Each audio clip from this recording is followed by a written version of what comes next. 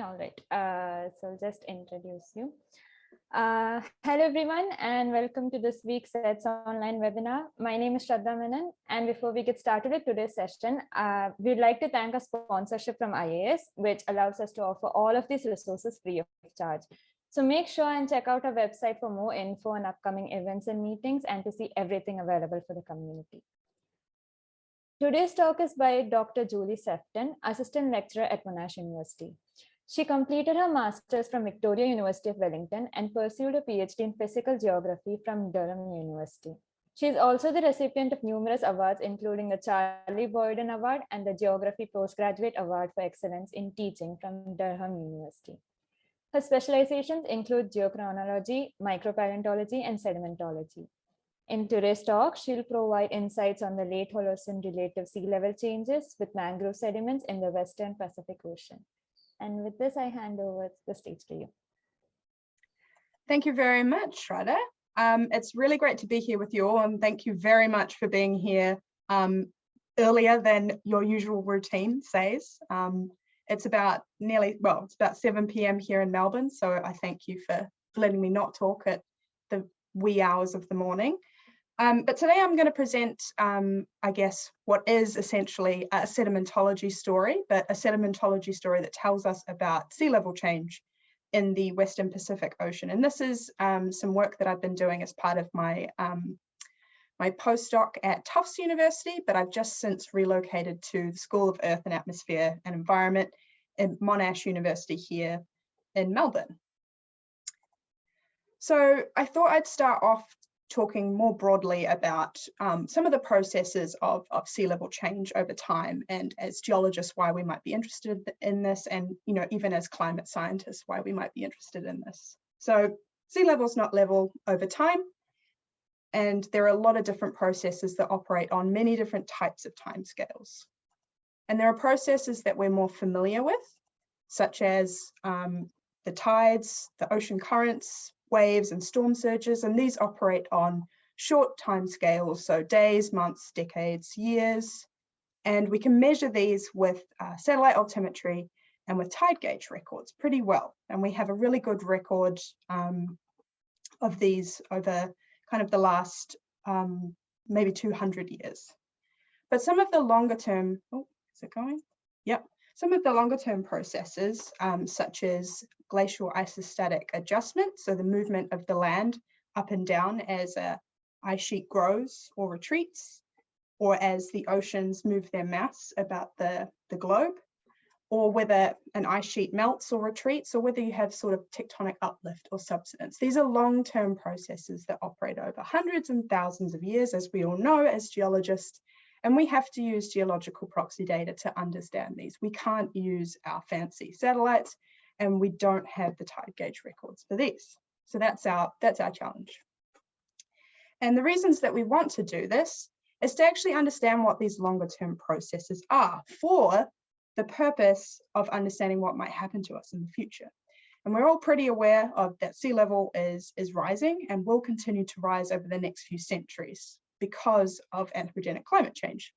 And this is the IPCC 2013 projection that shows about 1 meter of sea level rise by 2100.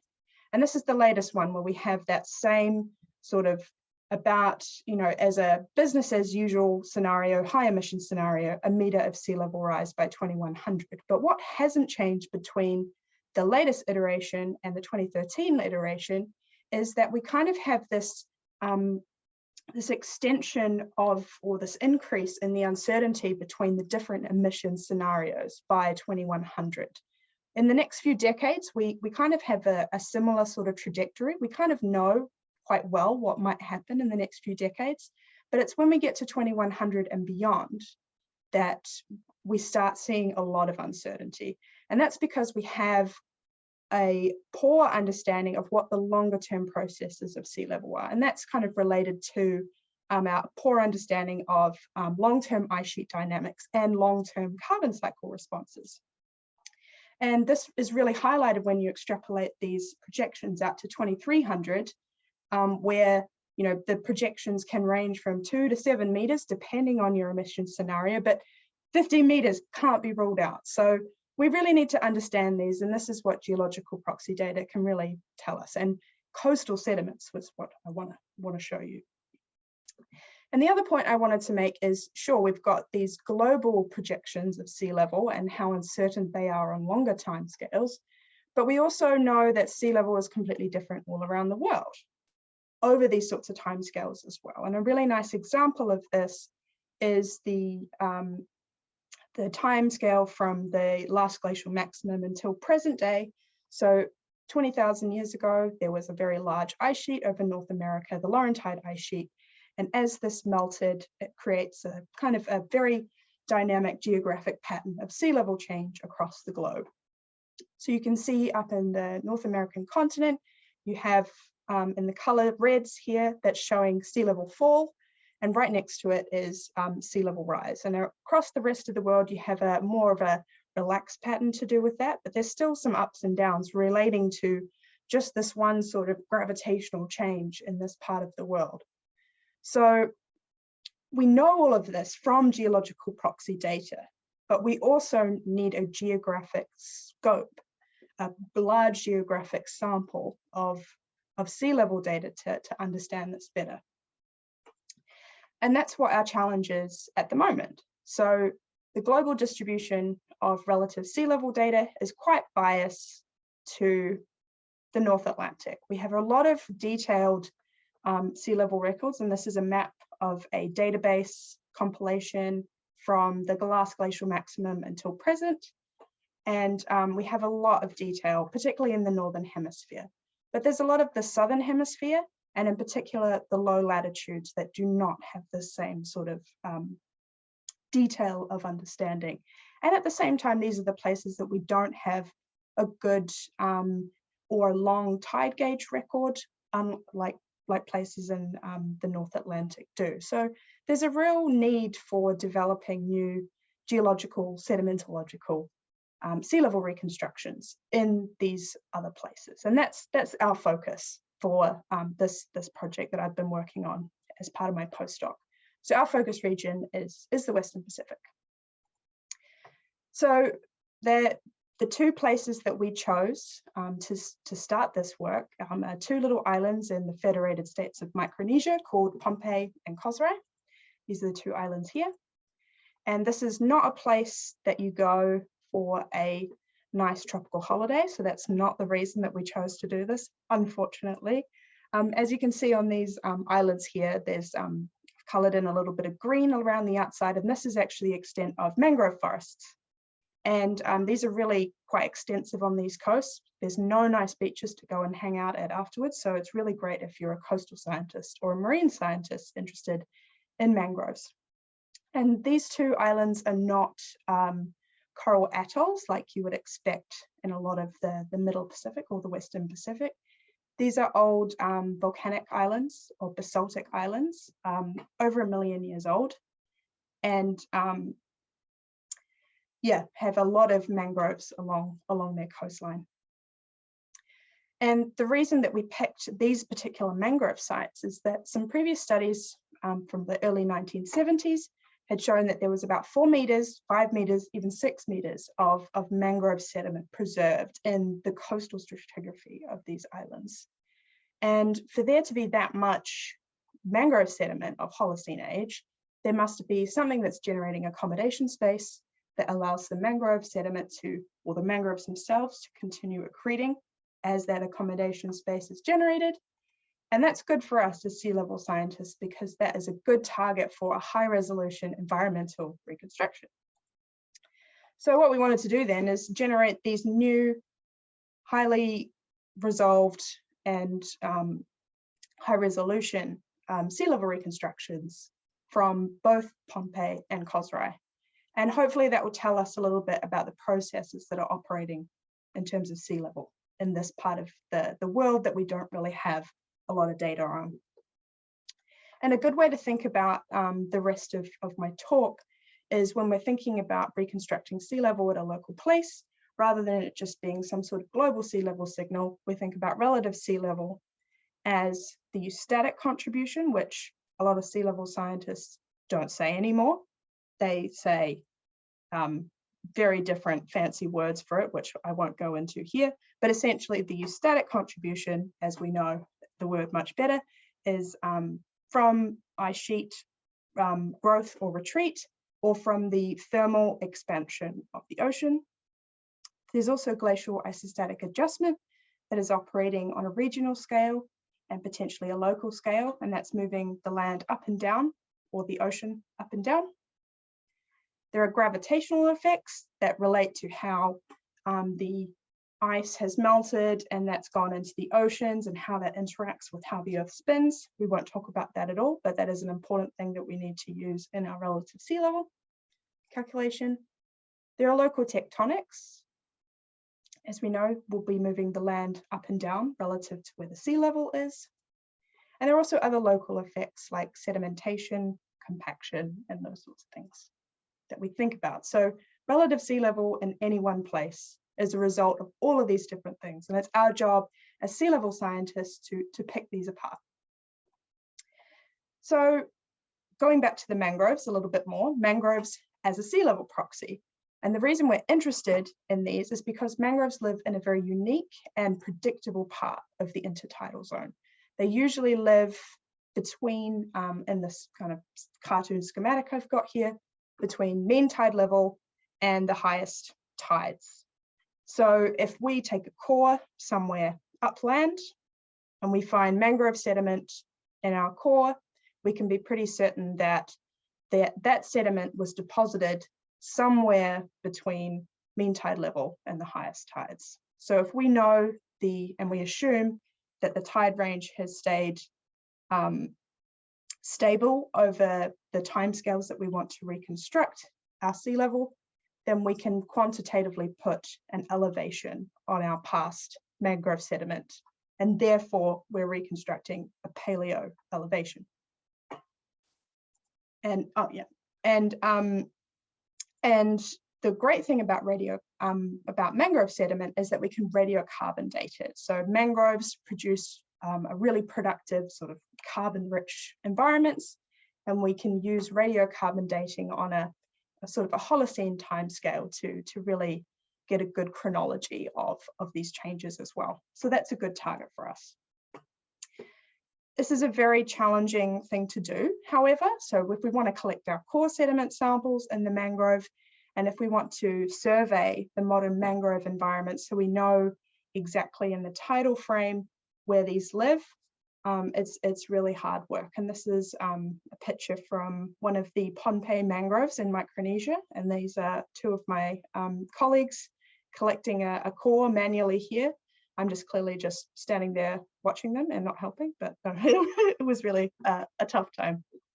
But essentially, our field work involved the collection of our cores, but also assessing where the mangroves live in Micronesia, and can we use these as a reliable sea level indicator. So this is the results of our elevation survey. So along the x-axis here, we just have elevation related to mean tide level, that's MTL, and on the y-axis is the frequency of a mangrove environment occurring at those locations. And you can see, so on the left here is Pohnpei, and on the right here is Kosrae, and you can see that the mangroves are peaking around mean tide level and tapering off towards mean low water and mean high water, so low tide and high tide. So we're pretty confident that if we find a mangrove sediment in a core, we can use them as a definitive quantitative proxy for sea level. Just have some water. So I'll jump straight into the results of our research, and I'll take you through this plot a little bit. So this is our direct mangrove radiocarbon dated sediment reconstruction. On the x-axis, we have radiocarbon age in years before present, and this is the calibrated age. So 0 being 1950 and time going from left to right. And along the y-axis, we have relative sea level in meters. So 0 being sea level today. So each of these little boxes you can see on the plot here relate to data that come from either Pohnpei in orange or Kosrae in blue. And I've plotted them on the same plot just because, as you'll see as I go along, there's quite a lot of similarity between these two islands. So for simplicity for this talk, I've added them together. But each of these rectangles represents the position of sea level in space and time. So along the bottom side of the rectangle, we have our uncertainty and our radiocarbon measurement from our mangrove sediment. And the y-axis, the vertical side of this rectangle, is the uncertainty in where the mangroves live on each island. So that comes directly from our modern mangrove survey. So each rectangle represents sea level in space and time with uncertainty.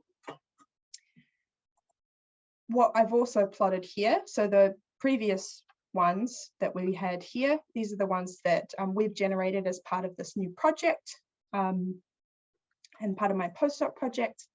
And these ones here are other radiocarbon ages from mangrove sediments at these two islands that we've collated from the literature. And there's a bit more, a much wider spread, and this is related to very different sampling methods and very different ages of when these were collected, but generally showing a similar pattern to what our results have been. And what I've also plotted on top here is the output of a statistical model, an integrated Gaussian process model. And this uses the uncertainty in each of these little boxes of sea level data and comes up with an envelope of possibilities. So this runs, a model runs 2,000 equally likely sea level histories that fit all of these different sea level data and comes up with a median estimate, which is the black line here, and a 95% confidence interval, which is the gray ribbon here. So what we can see from this plot is that we have a story so far of sea level rise from about, 4.5 meters 5,000 years ago to present day, and that's been rising that whole time.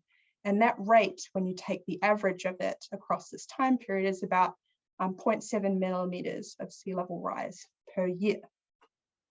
And this is particularly interesting because what I've plotted here is what we would expect this location to show given a glacial-isostatic model or prediction. So the dotted lines, there's both islands predicted here, but they plot over the top of each other because they're exactly the same. But what this is telling us is this is what sea level should be, given what we know about what the ice sheets were doing over this time period, and given what we know about the Earth's viscosity at this time as well. So we would expect to see a mid-Holocene highstand around 5,000, 6,000 years ago, and a fall to present day. So the difference between these is about over a millimeter a year to explain this difference. So we thought this was quite interesting. And we kind of started to think about, okay, well, why do we have such a data model discrepancy? So we thought, okay, well, is it just, are different GIA models, glacial-isostatic models, I should say, I hate acronyms a lot, if we plot different ones, do we see some have no high stand, other ones do have a high stand in the mid-Holocene? But if we plot lots of different ones with different ice histories and with different Earth viscosity parameters, all of them show that there is some sort of high stand. It just varies in its timing and it varies in its magnitude. So there should be a high stand. There shouldn't be that significant sea level rise that we see with our data. The other thing that we think about is, okay, well, we've got mangrove sediment. Mangrove sediment is full of a lot of organic material, and that over time can compact quite significantly. But as part of the study, we've been doing some geotechnical work on the sediment related to how compressible it is and how much organic material it's got. And we find that yes, there will be a small amount of compaction of these sediments. So this is a sediment core that's about 4 or 5 meters long from the surface to the base. And we find that the maximum compaction would be about 10 centimeters. So 10 centimeters displacement from when it was deposited. So it plays a very small role in why our data sits quite far below what is predicted by a glacial-isostatic model, but it doesn't explain the whole story. So we're thinking, yeah, there's some sort of quite significant regional subsidence going on here. And you might be like, well, yeah, these are old volcanic ocean islands, but it's still quite an enigma as to why you would have such a rapid rate. And the reason for this is, I'm not sure if you can see it very clearly, it hasn't come up particularly well, but I've plotted on this site map again, the plate boundaries, the active plate boundaries in this part of the Pacific, and Pohnpei and Kosrae are really quite far away from these active boundaries. And at the moment, there's no active volcanism, and there hasn't been active volcanism for over 1 million years. And Pohnpei is about 6 million years old, and Kosrae is about 1 million years old. So we shouldn't be expecting to see any subsidence associated with those. The other thing we thought about is, okay, well, do we have some very strange oceanic lithosphere thermal subsidence going on here? This is unlikely because this is one of the places in the world with some of the oldest oceanic lithosphere. So most of that sort of thermal subsidence should have happened already. Also thought about, okay, is it volcanic loading on the lithosphere? Have you got a really heavy amount of basalt that's been erupted onto the oceanic lithosphere? And is it causing some sort of isostatic compression on the crust and causing some sort of subsidence? Apparently this process is actually fully geophysically compensated in maybe 10,000, 20,000 years. So we would expect that process to have happened already as well. So this shouldn't be causing a significant amount of subsidence. And we also shouldn't be seeing a huge amount of sediment loading causing some sort of regional subsidence, because they're really far away from any continents that could provide a lot of sediment that would cause subsidence of the oceanic crust. There's a lot of ocean trenches in the way, and the islands themselves are quite small, so any sort of local erosion and redistribution should already be compensated. So it's not any of these sorts of things. So is it just our data that's coming up really strange, or is this actually real? So what I'll talk about now is, is there other evidence that there wasn't this highstand, there wasn't this mid-Holocene highstand 6,000 years ago, and that sea level has been rising at a pretty high rate over the most of the Holocene. So we had a look around, and other people have also been to this location to try and see if there was a significant mid-Holocene highstand, and they haven't found, and we didn't find, any geomorphic or sedimentary evidence above sea level. And some people might say, well, did you look hard enough? I mean, it is really difficult to look at these sorts of features on a very luscious, very vegetated tropical island. But if there were any sedimentary evidence, it would be really difficult for it to be preserved, because these are really steep basaltic islands, and the coastal plain is very narrow and is essentially just mangrove. So it'd be very difficult to see if that was the case. But what we have done is we've analyzed the data from a GPS station that's located on Pohnpei Island. Kosrae doesn't have a GPS station, but we can calculate the vertical land motion occurring since 2003 up until present. And this work was done by Makan Karaga, who's at the University of Bonn, who's our colleague on this work. And he came up with a rate of about 1 millimeter of subsidence, plus or minus, a large error over this time period. And this is actually quite similar to sign that we would need to explain the discrepancy between the modeled sea level and our proxy data. What we also had a look at is, okay, well, what has the IPCC done as part of their sea level projection in terms of understanding the contribution of local processes to these islands' future projections? So there's a tide gauge on Pohnpei, there's not one on Kosrae, unfortunately, but the IPCC, using their methodology, came up with a subsidence or a background subsidence rate of 0.6 millimeters a year. And if you also have a look at the tide gauge data versus the satellite altimetry data, so the tide gauge is connected to the land, so it's measuring not only just the sea, but also whether the land is going up and down. Satellite altimetry is just measuring the surface of the sea, not relative to the land. So if you look at the difference, that will tell you about what the land is doing as well. So we did that, and the difference is 1.7 millimeters a year. So I think there's some pretty convincing evidence that there wasn't a mid-Holocene highstand here, which is strange for the Pacific, because there's a lot of other places in the Pacific, particularly the equatorial Pacific and the middle Pacific, that did experience this, but Pohnpei and Kosrae did not. And the mechanism of why these sites are subsiding so fast, we're not really sure about yet. So if you've got some ideas, it'd be great to chat to you about that. But the other interesting thing that we found is that if you have a look at the archaeological literature, a lot of the sites at both Pohnpei and Kosrae are actually submerged. So that also indicates that there has been some sort of relative sea level rise over this time.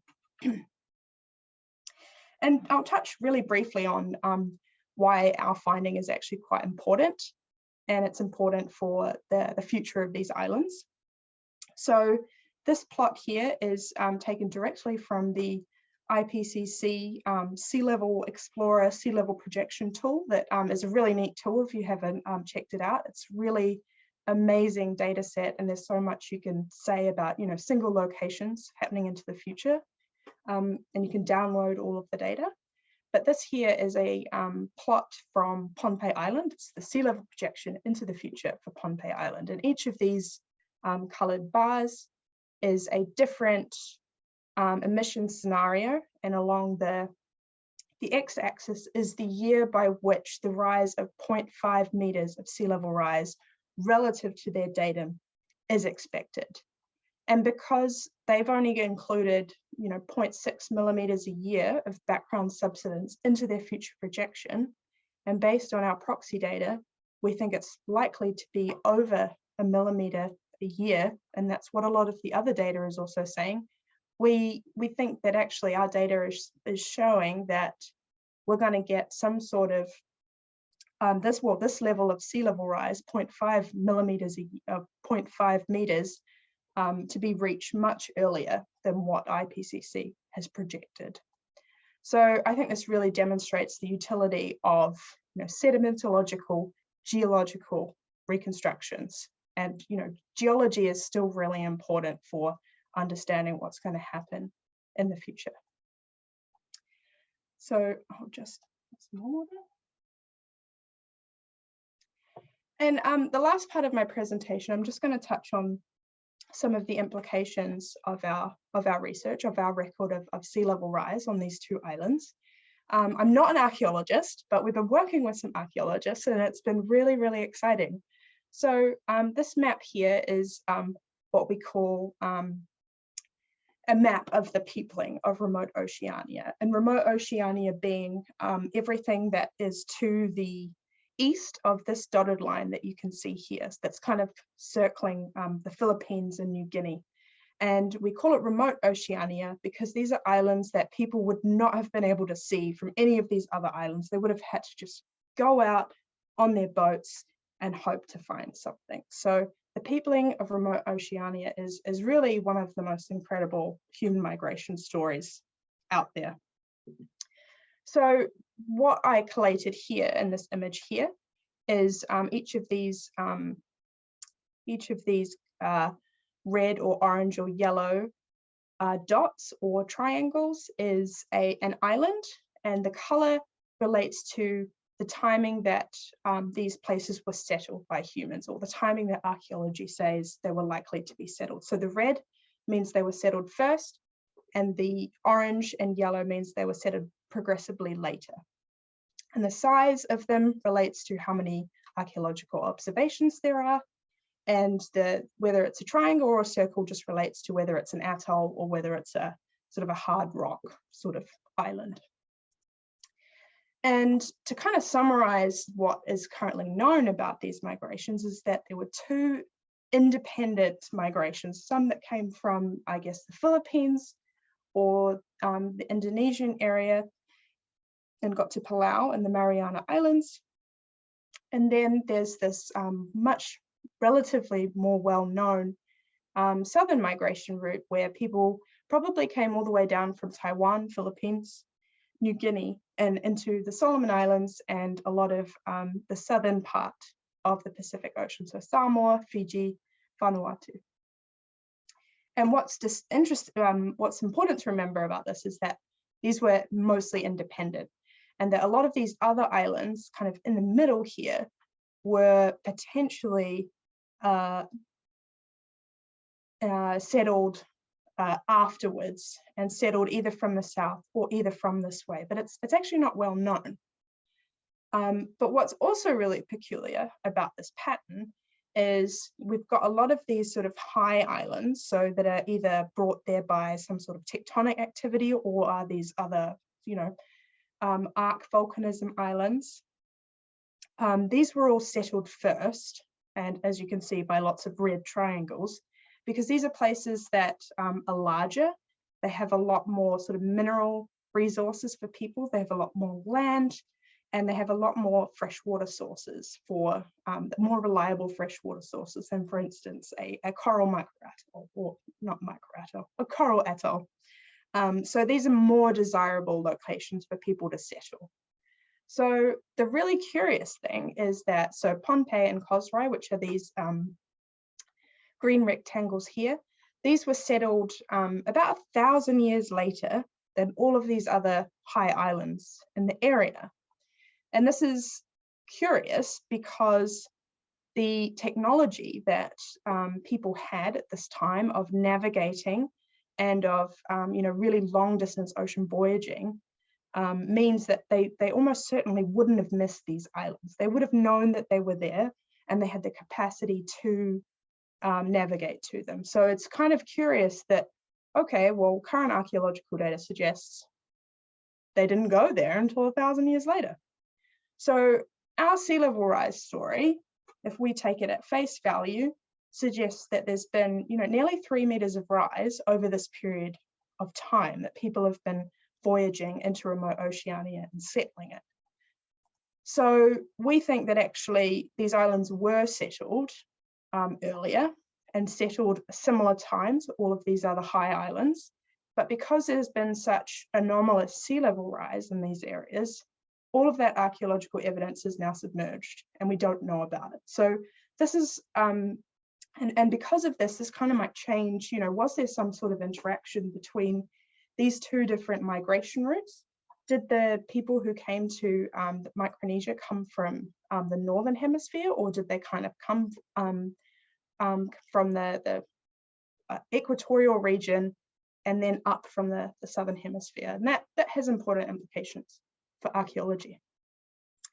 And the other really cool part of this work is actually on interpreting actual archaeological sites on these islands as well. So there's a really impressive archaeological site called Nan Madol on Pohnpei, which is on the east coast of the main island, and it's made up of a huge complex. So you can see on the right here, this is a really massive site of a lot of buildings that are made from columnar basalt, all kind of layered up together. And it was initially by the first archaeologists labeled the Venice of the Pacific, because the archaeologists, when they were first looking at this, based on what the glacial-isostatic sea level models were showing, there should have been a highstand and a fall to present day. So sea level should have been higher when this was built and have fallen to present day. which is fair enough. That's the information that they had, and that's what they interpreted as. So you can see in this image here that we've got this kind of like low area and a kind of wall next to the building. And this low area they interpreted as like a waterway, like a canal. So like Venice, people were going around on, you know, little boats to get to each of their individual buildings. And this is a, you know, a really impressive site, and that kind of interpretation has held pretty true for a long time. But our sea level reconstruction shows that since Namdal was built, this was built about 1400 AD, sea level has risen nearly a meter since it was built. So we think this is actually not a story of the Venice of the Pacific. This is a story of what is going to become the Venice of the Pacific, because what we're already seeing at this site is actually the implications of sea level rise across this whole century, not just further back in time. So this is a UNESCO World Heritage Site, and our research has kind of shown that it's already at risk of sea level. It's already being flooded by sea level, and that the future projections have kind of underestimated the threat to it in the future. So I guess I'll wrap it up around here, and just leave you with some key points. So we've used mangrove sediment to reconstruct sea level on these two islands in Micronesia. And we find that there's been a pretty substantial sea level rise over the last mid to late Holocene, over the last 5,000 years. And this is actually at a much higher rate than what the IPCC currently predicts. And that we have this very weird sort of archaeological signal happening at Pompeii and Khosrow, because a lot of the early evidence has been submerged by this sea level rise. And that future sea level rise, and a set amount of sea level rise, is going to impact these islands much earlier than we think, and it has really significant impacts for the heritage sites that are on these islands. So yeah, I'll leave it there, and it'd be great to hear your questions. Thank you.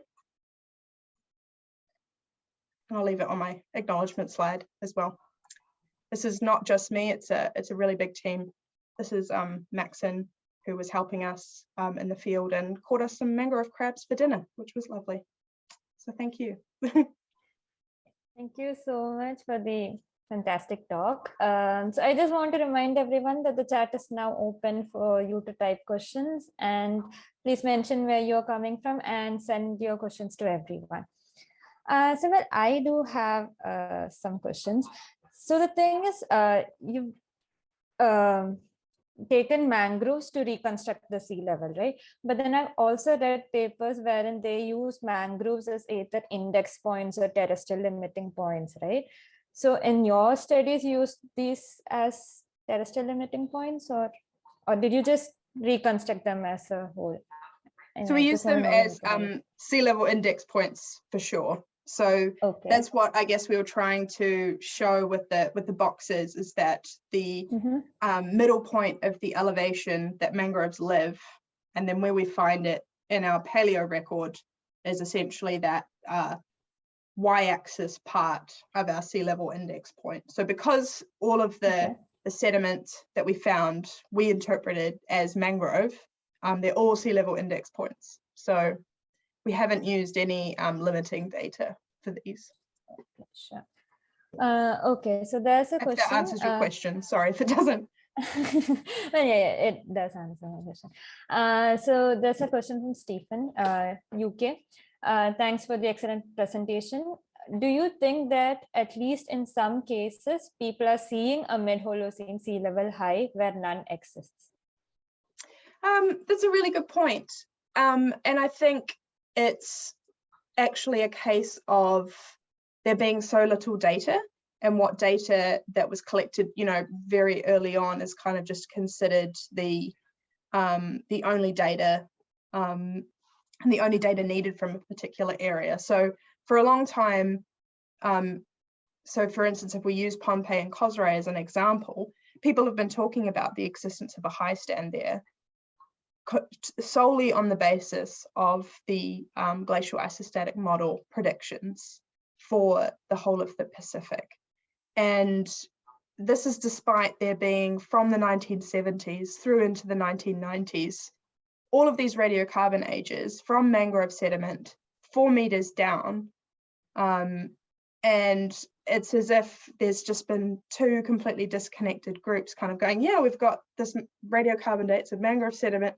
Oh, and then there was a mid-Holocene highstand, and then it fell, and it's somewhere in this mangrove sediment, rather than, well, maybe it wasn't there at all. So it's this belief that, you know, the glacial-isostatic models are good, and they tell us a lot, but you have to go back to, you know, what actually contributes to relative sea level in one location. And, you know, here it's some sort of subsidence. The glacial-isostatic signal is very small. So yeah, it doesn't really answer your question, but it's, you know, very site specific. Okay. So it could also mean that maybe there are some regions where you can see mid-Holocene highstands. Yeah, okay. So it's in the equatorial Pacific, particularly in the mid region, you do have sites that have raised corals. They've got raised microatolls and raised corals that are in situ of Holocene age. So it exists somewhere, but not everywhere. So as you know, is kind of, you know, it's a broad, people have kind of done big broad brushes for a big region where there's actually a lot of heterogeneity. So yeah. Okay.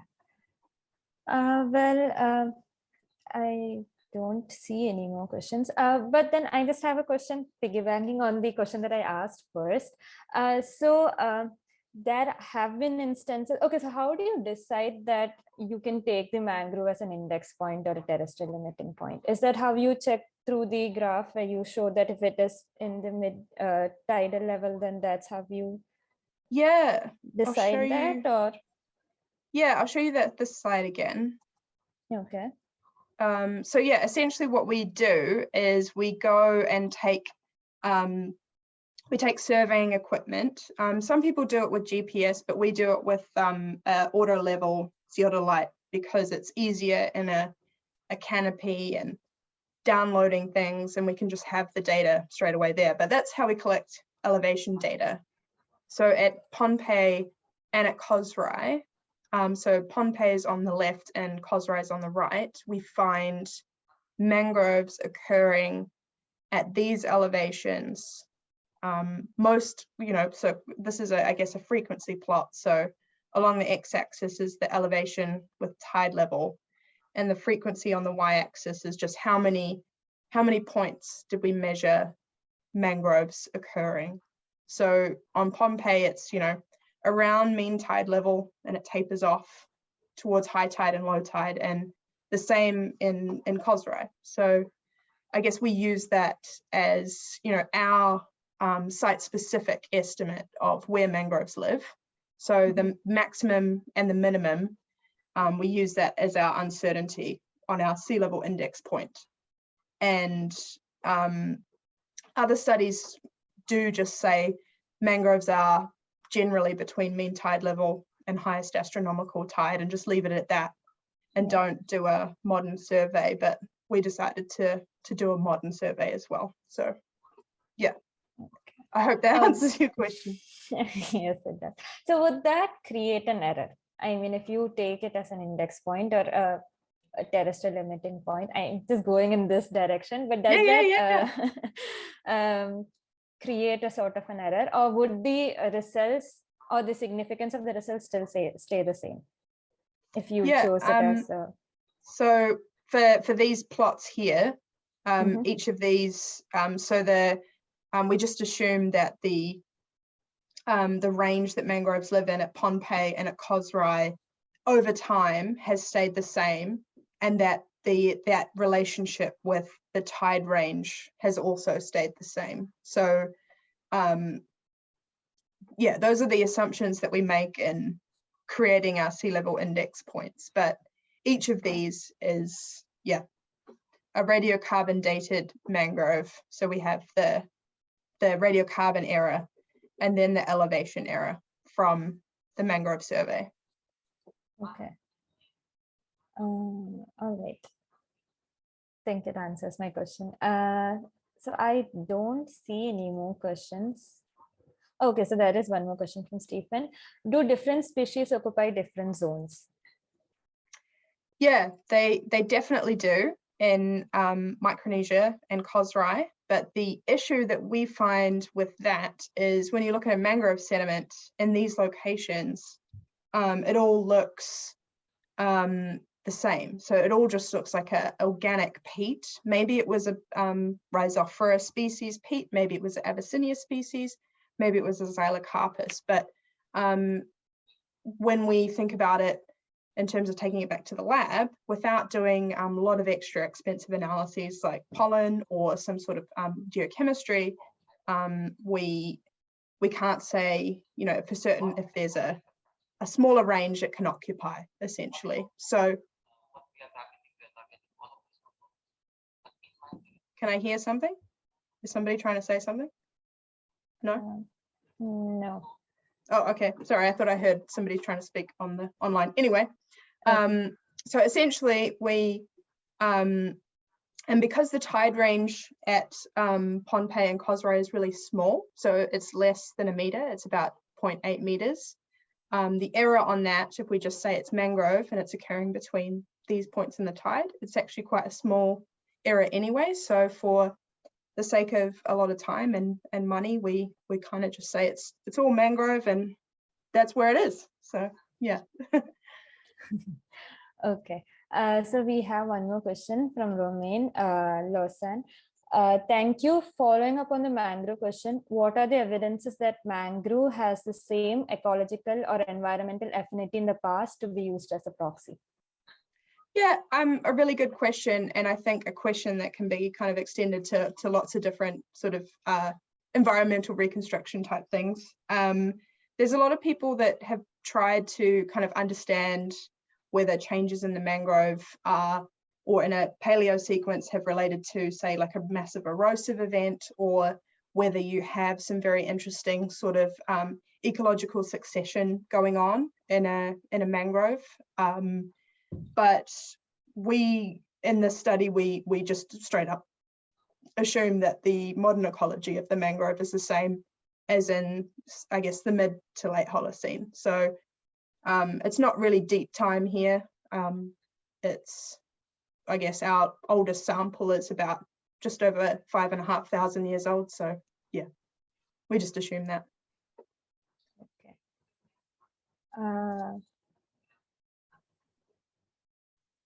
Well, I did not see any more questions. So, well, I would like to thank everyone for joining us this week. And don't forget to join us on 7th September, where we will have the next talk by Pere Pling Joken, who will discuss the various sedimentary phases record to produce realistic data on past and future of the rivers.